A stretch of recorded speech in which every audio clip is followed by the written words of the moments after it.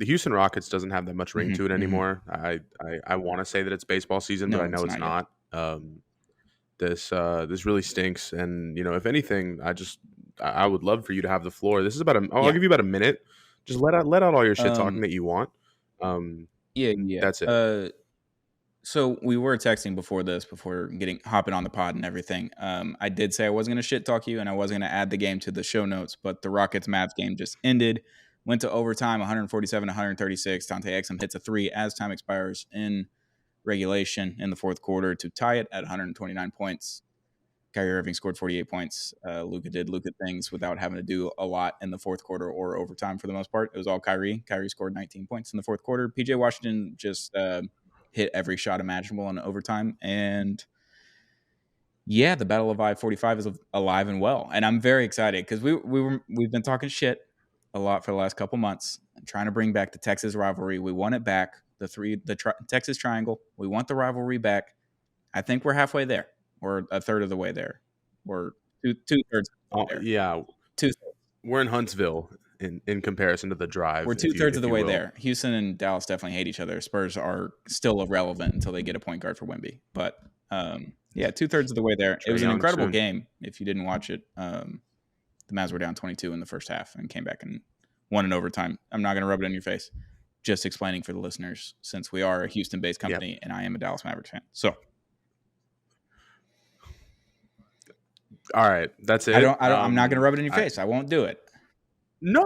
Like, I was actually kind of shocked. That did feel like somewhat sincere. Like, you are just alerting people because people only listen to Zero Gravity to get any NBA scores and news. PJ Washington is just incredible, and I think he's really going to be the difference maker for an entire playoff roster. And I think Luka Doncic making that pass to Dante Exum was like a perfect encapsulation of his season. It's like he'll do whatever he can to get to where he needs to be. And like we talked about in the 70-point game, he was just passing a shitload in the fourth quarter. He could have easily scored 80. And same exact thing today. Dante Exum was wide open. Luka Doncic is just like a real team player. A lot of guys in this league, I'm not going to name names, who would not fit that description. A lot of guys, kind of around us in our league that would not fit that description. But it's really nice that Luka Doncic, your boy, does. It hurts a lot, but I know that it could always be worse. We could always be San Antonio right now. But once Trae Young gets to San Antonio, it's going to be fireworks. Like that. Oh my God, that pick and roll, pick and pop game. Stupid. And I'm trying to like incorporate more words from the LeBron and JJ Redick pod. The slot cuts, the drop screens, whatever the fuck they say. The Gortat screen, you can use those. Yeah. I was supposed to finish my assigned reading by the time that we finished this, that we started recording this episode, but unfortunately, deadlines got in the way. I got to see Justin Verlander give up 6 runs today. And it was kind of PU vibes. He had this curveball going on, not a baseball pod. Had this curveball going the first inning, had it going. He gave up 1 loud out, 2 really good strikeouts, and second inning he was just throwing straight fastballs the entire time. Good for Justin. Maybe we'll get a couple more rehab starts. Give me a 11:10 a.m. like Thursday game in, I don't know, Tacoma, like some bullshit where he has to travel with the team. That's how I know. He's staying in Sugar. He's gonna have a hotel in Sugarland or a private charter, like a flight to get back to Houston.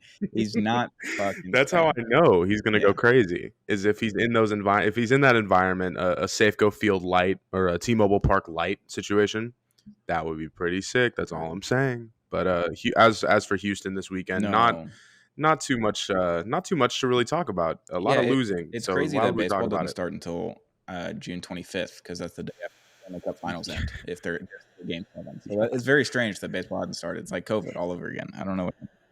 God, dude, I know. I don't even know what's going on, man. Like the league went blacked out on us. You mentioned PJ Washington's last thing. Bill Simmons does not like PJ Washington, and Ryan Russillo does. So that makes me like PJ Washington, even believe in PJ Washington even more, because Bill Simmons does not believe and does not like PJ Washington. So, and Luka makes the pass to Dante Exum. That's not something he does last season. He takes the shot there, being double teamed by Dylan Brooks, and I think Fred VanVleet was there. Right. He got blitzed and he made the pass. Last year he doesn't make the pass. He tries to figure out a way to dribble out of it and take a step back three somehow. When he's hurt, obviously he looked very hobbled. And at the very end of the game, as time was expiring, Kyrie and Luka were hugging each other, and it was very reminiscent of the Scottie Pippen MJ flu game hug at the end of it. I tweeted it out. No one's caught on to it yet, but that's it for Mavs Rockets. We don't have to delve into it. That also eliminates the Rockets from play-in contention with that loss, unfortunately. So next season, on to bigger and better things. Just went out and you go 500 this season.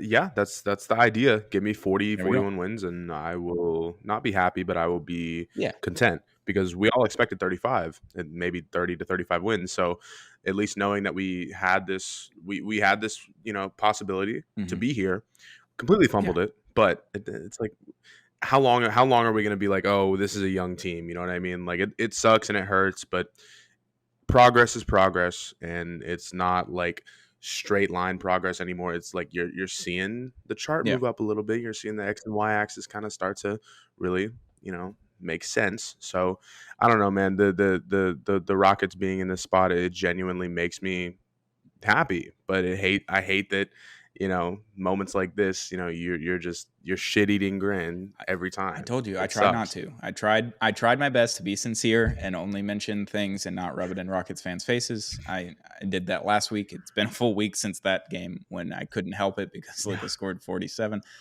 And then obviously Kyrie scores 48 today, so it's a little bit better.